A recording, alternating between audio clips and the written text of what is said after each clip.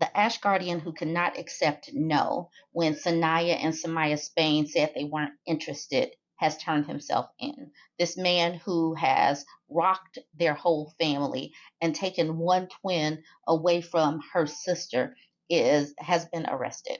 This is V.O. Kelly. Police say Kelly, who was not from the neighborhood, spotted 19-year-old Samyia Spain and her twin at the bodega after coming from a party hall down the street. Both rebuked his aggressive advances inside the bodega, which they were known to frequent. A fight broke out as the victims attempted to leave the bodega, and police say that's when the suspect stabbed both women. Here is the news story as reported by NBC in New York. Hey, Lauren, good afternoon. That suspect, identified as V.O. Kelly, is someone the police have been honing in on ever since this happened over the weekend, thanks to witnesses and video from the night of the deadly stabbing on 4th Avenue in St. Mark's Place outside that deli. You'll recall there were plenty of witnesses who saw the 19-year-old twins arguing with the man who would stab them both, because witnesses say he was aggressively hitting on the victim, and she made it clear she wasn't interested. She didn't want to give him her Instagram. 19-year-old Samyia Spain died after he stabbed her in the neck. Her sister survived but was also stabbed. There was even video from witnesses in the deli that helped identify Kelly that spread on social media, with friends and family members of the victims showing a picture from that video and saying, look, we're pretty sure this is who the police are looking for. Help them find him. As the family has been mourning the loss of Samyia Spain and her sister recovers, police have been hunting down this suspect, identifying him, and eventually making contact with a lawyer who agreed to his surrender this morning here at the 7-8 Precinct Station House. Now, he potentially faces murder and attempted murder charges. No word yet on any charges. We expect, or we hope, to see him moved from here, from the station house here to central booking, and we'll continue to update this story throughout the day here on Eyewitness News and ABC7NY.com. Hey, Lauren, good afternoon. It's been a pretty busy political news day. House passes spending bill to avert shutdown, prompting GOP revolt. The bipartisan vote split Republicans and prompted a threat to oust Speaker Mike Johnson. It is not clear whether Senate Republicans would allow the spending measure to pass in time to avoid a shutdown. The House on Friday passed a $1.2 trillion spending bill to fund the government through September and avert a partial shutdown at the end of the week, setting off a GOP revolt that threatened Mike Johnson's hold on his job. In a 286 to 134 vote that came down to the wire as leaders scrounged for the two-thirds majority needed for passage, Democrats rallied to provide the support to overcome a furious swell of opposition by conservative Republicans. Infuriated by the painstakingly negotiated bipartisan legislation to keep funding flowing for government agencies, including the Pentagon and the Department of Homeland Security, the hard right balked. And as the vote was still ongoing, Representative Marjorie Taylor Greene of Georgia began the process of calling for a vote to oust Mr. Johnson.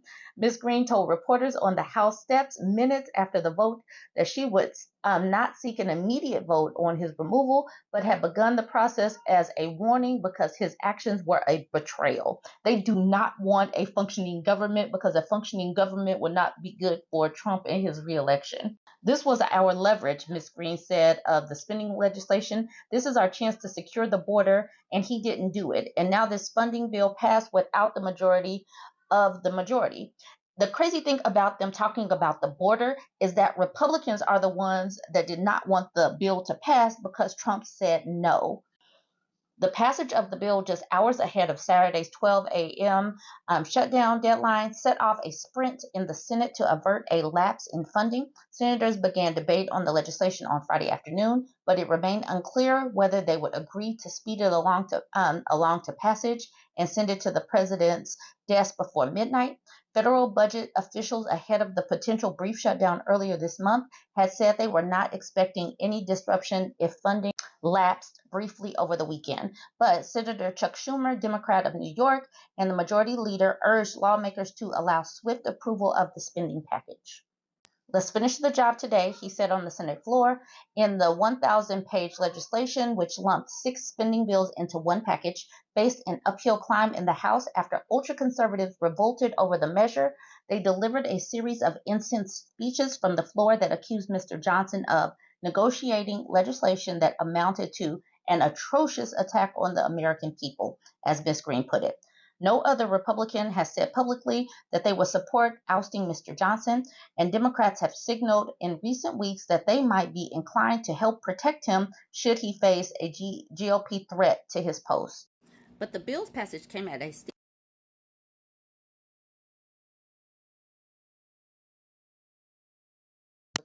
that Ms. Green alluded to against bringing up legislation that cannot draw support from a majority of their members.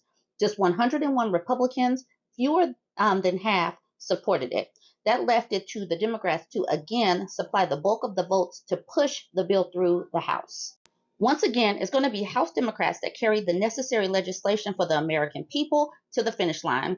That was Hakeem Jeffries of New York. Republicans won the inclusion of a number of provisions in the spending package, including funding for 2,000 new Border Patrol agents, additional detention beds run by Immigration and Customs, and a provision cutting off aid to the main UN agency that provides assistance to Palestinians.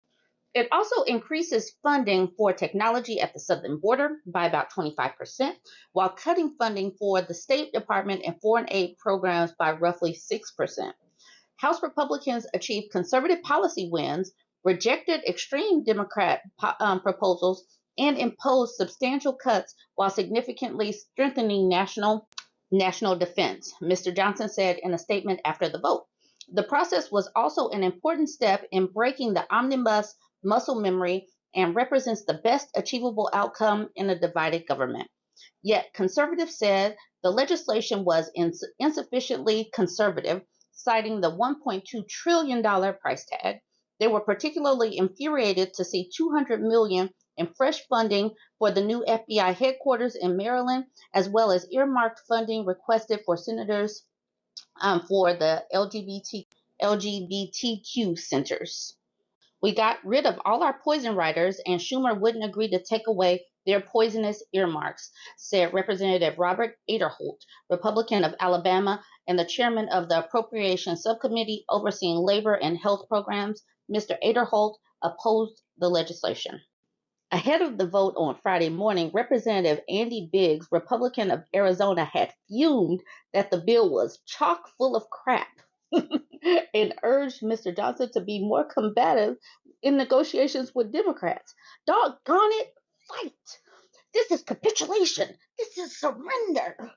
Doggone it, fight could also be, gosh darn it. What the heck?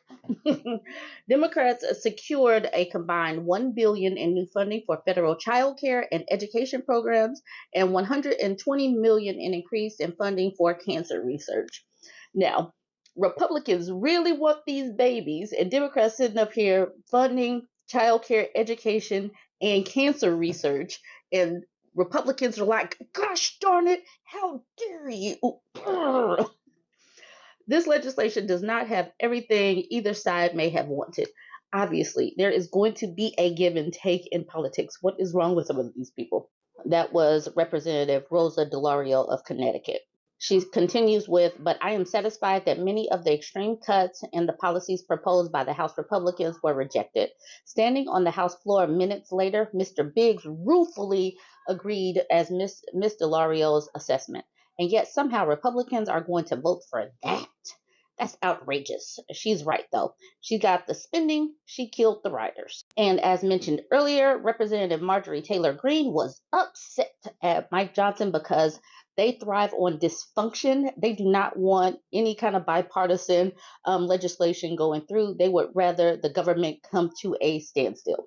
So she is trying to get Johnson removed as speaker. And I don't know if y'all remember the cluster F that was when they were trying to find a speaker. That was a cluster F of major proportions. But to this story, far-right Representative Marjorie Taylor Greene on Friday filed a motion to oust Speaker Mike Johnson, doing so just as the House voted to avoid a government shutdown. Johnson, Republican from Louisiana, has served as Speaker for a whole 5 months. Having taken over for Kevin McCarthy after that cluster F of major proportions. It was not immediately clear how the House would act on her motion, which requires just a majority vote to remove the Speaker. Greene from Georgia did not file the motion as privileged, which would force a vote within 2 legislative days, but instead as a regular motion, which could be referred to committee where it would likely languish. Green told reporters that her motion to vacate was more of a warning than a pink slip, saying she does not want to throw the House into chaos like it was earlier this year. Last year. I'm not saying that it won't happen in 2 weeks or it won't happen in a month or who knows when, but I am saying the clock has started. It is time for our conference to choose a new speaker. She also said she had not discussed the motion with former President Donald Trump. The House left for a 2-week recess Friday and won't consider the motion until after it returns, an official familiar with the process told NBC.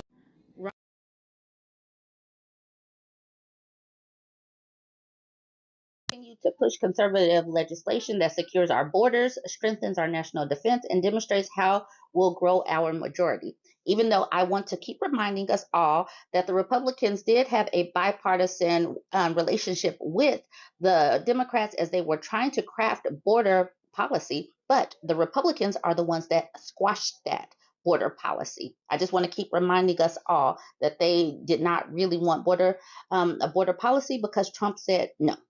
All right, just reminding y'all. It will be interesting to see if they do try to oust Johnson.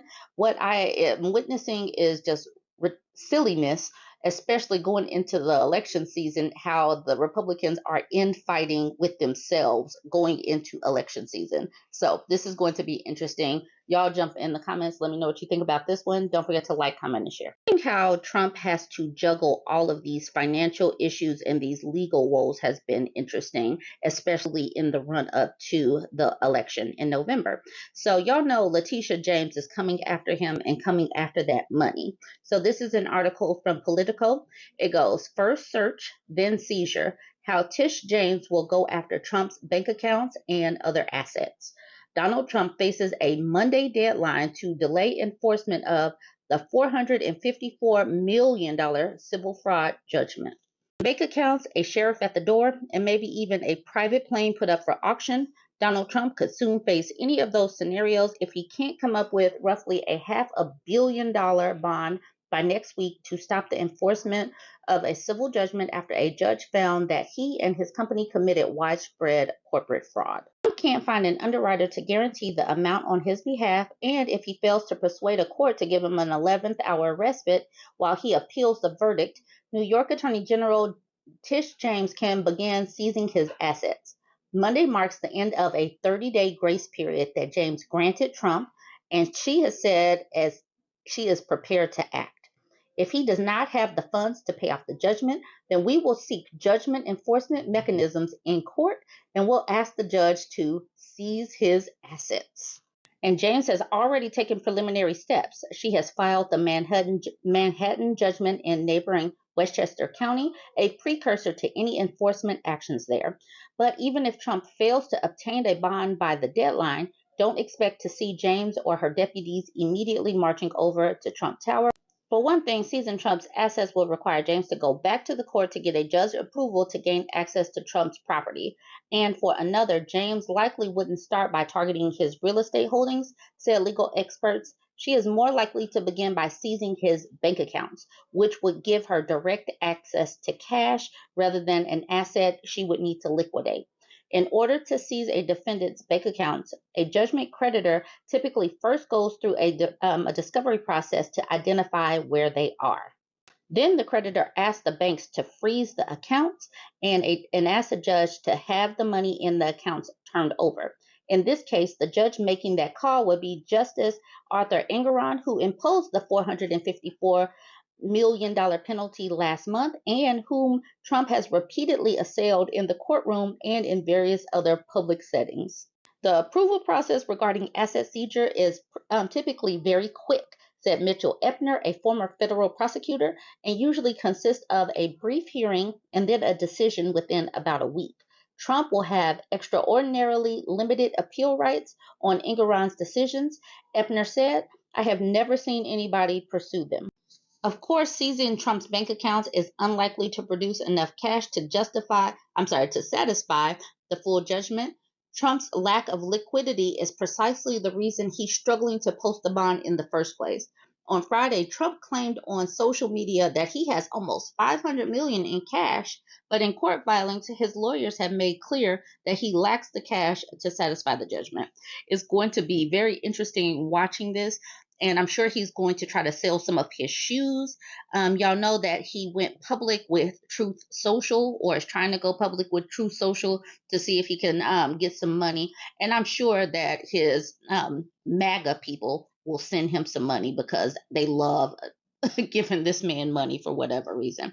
It's going to be interesting to watch this one unfold. If you made it this far, go ahead and hit subscribe, and don't forget to like, comment, and share.